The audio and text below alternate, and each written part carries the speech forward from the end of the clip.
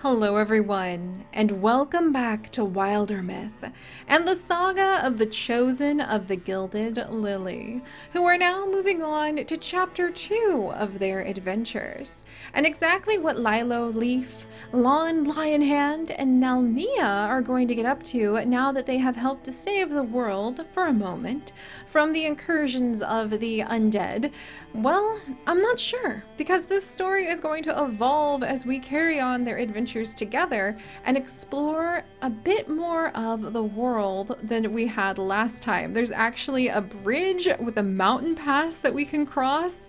We could explore a whole bunch of new areas, and now that years have passed, upwards of, I believe, 10 years have actually passed because everyone has become a little bit older. Let's check in. Let's see. So how old are you now? There we go. 36. Lon is 36. Can you believe that? Oh, I feel like we just started to go adventuring with him. Oh my goodness. And then of course we have Lilo, who has really dove like deep into all of the mystic arts and trying to understand the magic that the great mystic gave to her at the dying breath of the mystic's power. And then we've also got Nalmia, who unfortunately has lost her people, lost her purpose before all of this happened as a guardian of the great mystics, since the great mystics were captured in the battles between the nations, and her grandmother kidnapped by the Pretty King and then held hostage until her grandmother bestowed the power of Nalmia's people on Lilo in a desperate attempt to try to pass it on to someone other than the Petty King. And Nalmia doesn't have her people anymore. The romantic poet. She spends her days instead wandering the woods, planting trees, and keeping company with her little friend. Like, does he have a name? Can I look at the name? Like, what are you, friend? He's a pet pinecone? Oh my gosh, I had no idea. She's just like, hey, he's a pinecone. That's hilarious. Now Mia has taken on a pet pinecone spirit creature thing. That is adorable. Cone. Maybe some century it'll grow up to be a tree walker or something. So it's a forest kind, and Nalmia can now wall with trees thanks to its ability. So yes, Nalmia has been spending the last decade of her life planting trees and trying to find a new future. And she keeps thinking she'll try to go back to her people and back to her nation, which is still rubble and destroyed from the wars that have been happening between these conquesting nations and kingdoms. But she just hasn't. The golden land of milk and honey and lions and golden sand is quite far away, and she's actually found a place of peace in the pine forest, keeping little Cone nearby as her companion. And she's still drawn by the threads of fate and destiny, after all, that I do believe Lilo still has. Let me actually check her stats. Let's see. So it would be history. She has Hook for Shame, Hook for Clown, and Hook for Destiny. So she saved uncounted multitudes from a mystical illness under the guiding hand of fate, and afterwards, she felt proud, less tethered, and more free. And also Lilo has she has followed fate in these last 10 years in trying to understand her power more deeply. It's very difficult because it is a great secret power of a land that is not even her own, of a people who are not even her own. But Destiny's hand did wrap around her that fateful day in the theater when the rest of her family and the theater troupe she grew up with were slaughtered. And now all she has left in the world is trying to understand this great magic and the potential of the great destiny that she has been given. And meanwhile, Lon, to be completely honest, our compassionate coward, especially at 36, really wants to be settling down. He doesn't really want to have anything to do with this because he is a slacker. And the only reason he continues to be dragged into all of these adventures is because he has that hook of destiny. Some odd whim of fate did make him just barely caught up in the threads of the magic that Lilo was blessed with. So he does have just a little bit of that magic. He does have just a few threads that just keep him constantly linked to Lilo. Over the last 10 years, he's tried to put a little bit of distance between them, but he just can't seem to find a comfortable place to be anywhere else. And something always draws him back to at least staying with Lilo, because at least she is someone that he has known since they were both born in the theater troupe. And even if they haven't gotten very close, even as friends, in fact, what is their relationship?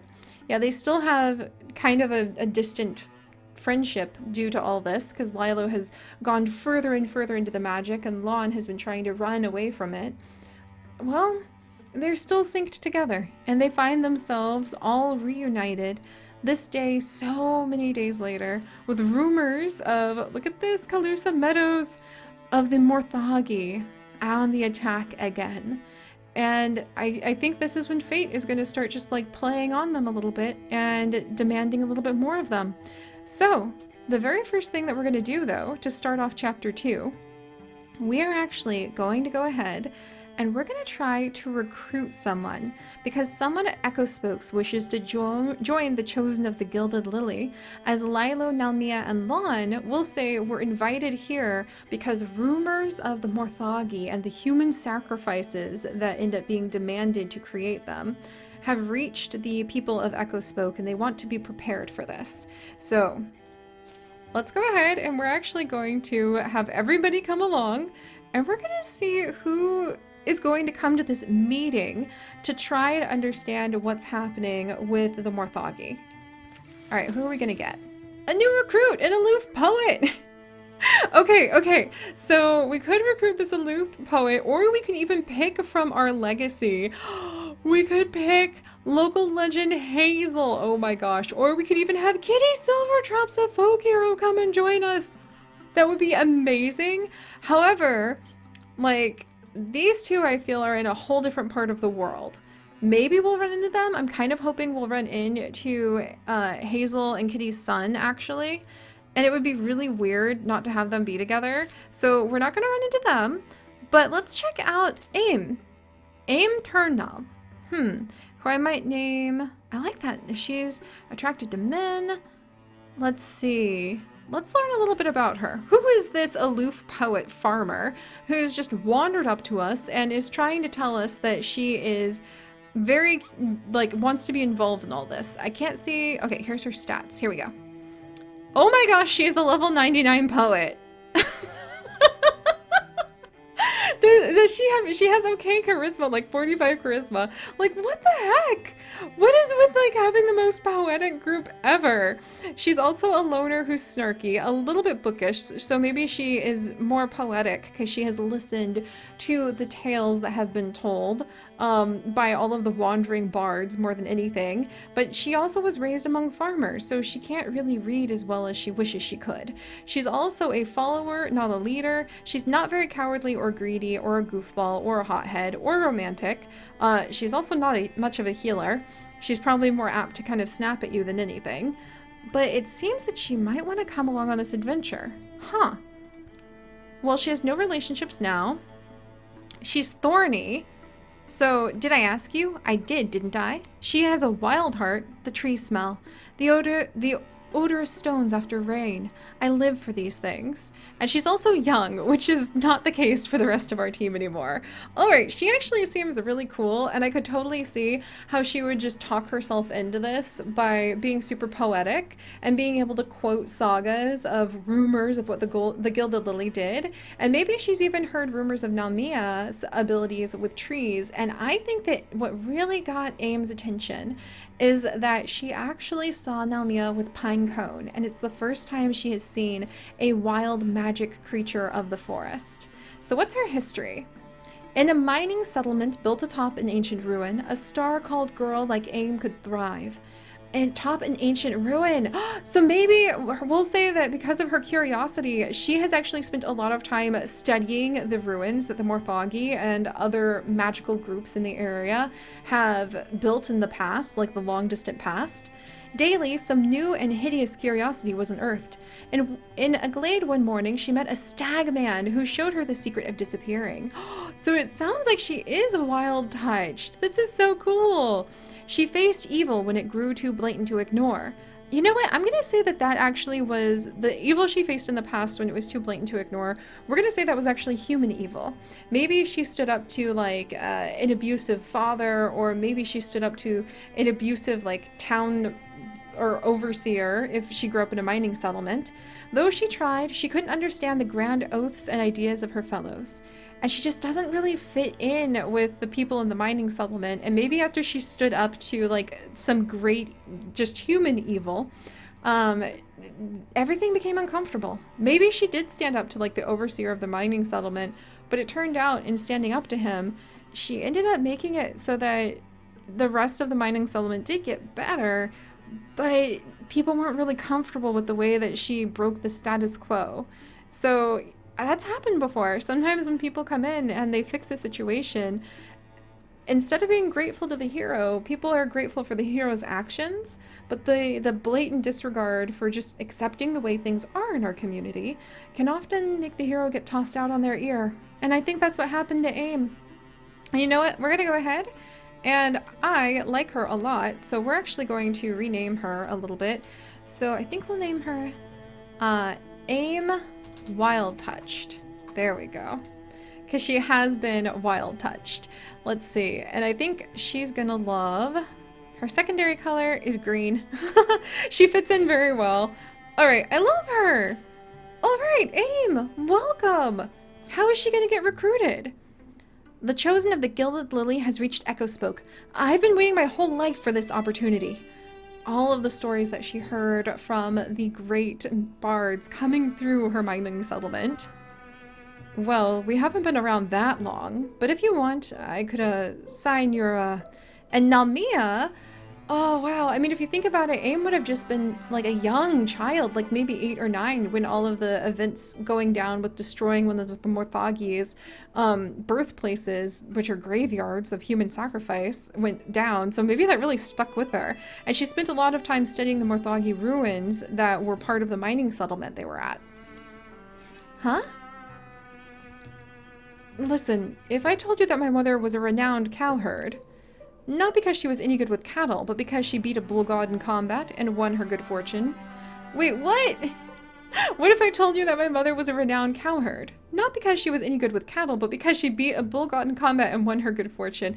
Okay, so I'm going to say that's like a poetic reference to some sort of myth or lore that indicates that you're quite adventurous and stubborn.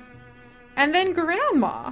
Oh, so AIM is like just pulling all sorts of, I think she's pulling from a bunch of myths. She's lying about her actual family like being super powerful and strong, but she uses her poetic tongue to get her into situations she really wants to be in. Legend is she threatened to flood so severely that it turned on its tail before it reached Echo Spoke. Which is why the town continues to be known for its unmatched mystical artifact museum. I think I've heard that story.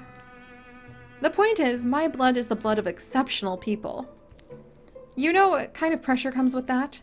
And I've been searching for a chance, any chance to snag some renown of my own. In reality, her mother is quite timid and shy and has put up with too many of a difficult situation. But AIM, she's willing to reinvent herself poetically. Let me join you. Wow, no arguing with destiny, I guess. And I wonder if Nalmia, since her grandmother was literally one of the great mystics, might take her at her, like, face value. Alright. Meanwhile, AIM, I think we're gonna go ahead and we're gonna potentially train her as a mystic, and we'll just take her down a whole new route. Hunter would be really cool to train her as too, because...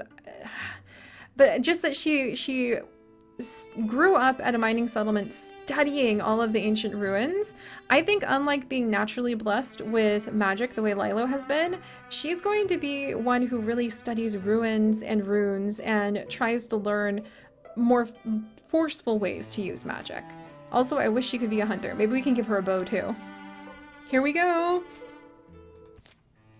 All right. Have we done it? Where's the newbie? Oh, we gotta prepare the recruit! Who will help AIM prepare her gear for the journey ahead?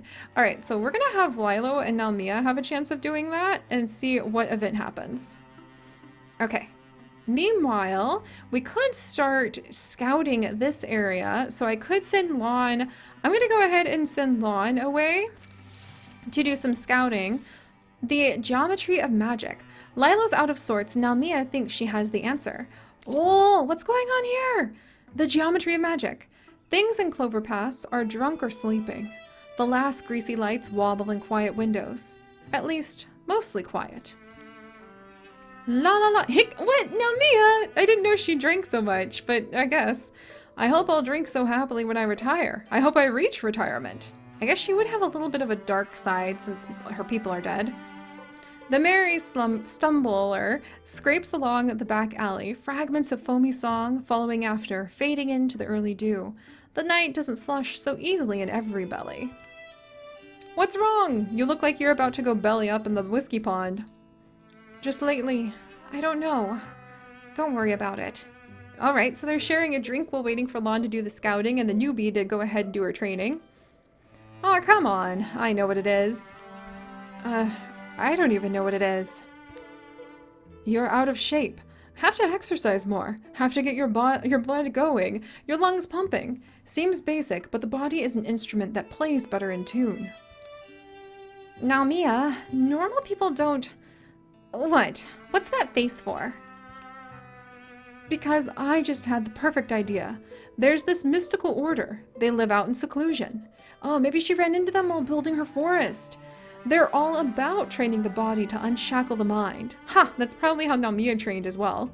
I'm sure they teach us one or two tricks, or at least give us a quiet meal. Oh, that's totally cool! So they set out in the morning much too early. Hey, that sounds like something you'd really enjoy. I'd pass. No, Lila would definitely be on board for following Namia into the forest and trying to find a mystic order. Alright, so we're gonna go ahead. And I guess we won't have Lon with us because he's busy scouting? Let's go, I guess? Oh, Lon left his scouting for this. Wait, what the heck? We're coming all the way down to the Star of Alius. Over generations, a modest compound has grown near Calbal Hinge. Some folks have come here to gain wisdom and strength, while others grew up inside its protection. It's a place of relative seclusion, inhabited by an order of knights focused on peacefully honing their bodies and minds to work in concert. You from around here? Know about this place? Every sword is 3 swords. Oh, really? There's the sword of intention, the sword you balance and swing, and the sword of consequence. When all 3 are aligned in purpose and decision, only then may your strike be true. Ooh, okay, so this actually sounds more like a Nalmia place to be. Yeah. Want some nut bread? Without another word, she turns and leads them down a hill path. Darkened and dampened by the sun-threaded cloud cover. Into a sparsely treed field, rolling green-strewn land marked by low, gentle walls. There it is, a nice nut loaf. Ooh, that is a nice nut loaf. Hey, listen, Nalmia here convinced me we were going to do some kind of... Oh, well, there's apparently a group of philosopher knights making their home around here. Is that you? You mean the Warless Order? Yeah. That is us. You want training then? I see. The wise seeker doesn't ask for bread, but for the skill of baking. Still, are you prepared for how sweaty it gets? This is getting interesting. Yes? Yeah. Oh, all right. We do our own laundry every day. It's part of being tough. I think Lila's like, what did I just get myself into? This sounds more like a warrior training thing. Well then, pleased to meet you. I'm Gufrathin Fuller. Bringing the thought self and the meat self together begins with your name, but it's only the beginning. Together, we'll make the metaphysical much less meta and a lot more physical. Uh-oh. Over the next week, they train, eat, and sleep on a schedule. Gufrathin's style is grueling and relentless, which will give us health and speed, or exploratory and unsteady, which will give us accuracy and potency. Let's go ahead, and because these are knights, potency though, I'm going to say that's from training the mind, so we're going to go ahead and do that. It's a week full of experimental astrologies. Prolonged discomfort. Oh my gosh, they're upside down. There's a giant rat. And the recalibration of sense and reflex. Sunset approaches on their final day of training. Gulfrathan leads them into the closeness of nearby wood. The resinous air sparkles. She halts. Exertion is the way by which the body and mind are exhausted, and from exhaustion springs growth. Exerting mind and body together, we access the geometry inside ourselves. Geometry? You're speaking in metaphor. The shape you make, your spirit, meat, and bones. Didn't you know that that's the basis for magic? It's not an ethereal energy. It's present in the alignment of every physical thing. You can channel and direct it if you're conscious and practice enough. Sensing and manipulating that geometry makes you powerful. Well, but what about biceps? They're meaningless now? I would say they're part of the geometry. Are you kidding? Biceps definitely matter. Random encounter? What? Out of a sudden shadowy knot of smoke comes an ambush! Oh my gosh. So am I going to give Nalmia ranged accuracy, melee accuracy, and potency? No, I'm going to give it to Lilo. Oh wait, they both got it! What? That's so cool! Oh, and there's a couple of Vulcan slingers. What? And we're inspired. What are you doing here, Lon? Honestly, I don't know what Lon's doing here. That's so funny. Alright, we're just gonna... He's gonna have showed up to like pick them up and be like, what is happening? He didn't agree to any of this. Let's see. Splinter Grasp, Discus. We can do a Wild Grasp. Let's see. Let's infuse this mossy rock. And can I Discus? I cannot Discus. I have to wait. Alright, then let's actually move a little bit. I'm gonna move over here. There we go. And then I'm gonna move Nalmia over, and she can actually, she's inspired and she's like blocking, so we're gonna do Guardian. What? Meanwhile, Lon is the one who is getting attacked. That's a little ironic. Alright, can I do Discus? Ah, he's just a little bit out of the way, but I think I can interfuse. Ah, man. Splinter Blast, Tree Fern. Okay. What? No, I didn't want to. Oh, well. Alright, somebody told me there's an undo button, but I'll have to figure that out later. Now, Mia, let's get you over here, and you know what? Let's just come and, like, whop this guy. She's not feeling inspired anymore, but Silk Step. We're gonna become hidden. And then if I could just get a little closer. Discus. Ah, still can't get him. Alright, well, maybe I can withdraw from here and interfuse. Curses. I'm going to interfuse with this plant. Alright, meanwhile, that guy has moved back. Now Mia is going to jump up. And let's strike. There we go. Well, I've got to get, it's been a little bit, so I have to get back into the rush of being able to fight with them. Oh, hey, Fear Drinker! A well-made great axe.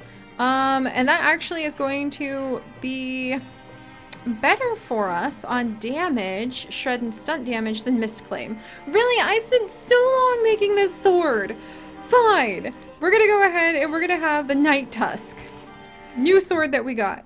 Where did they come from? Were we betrayed? No, no, that was just Margwan and Gwen. Stand up, you rascals. The ostensibly dead cultists rise sheepishly to their feet and tug off their disguises. Whiffin, take it seriously.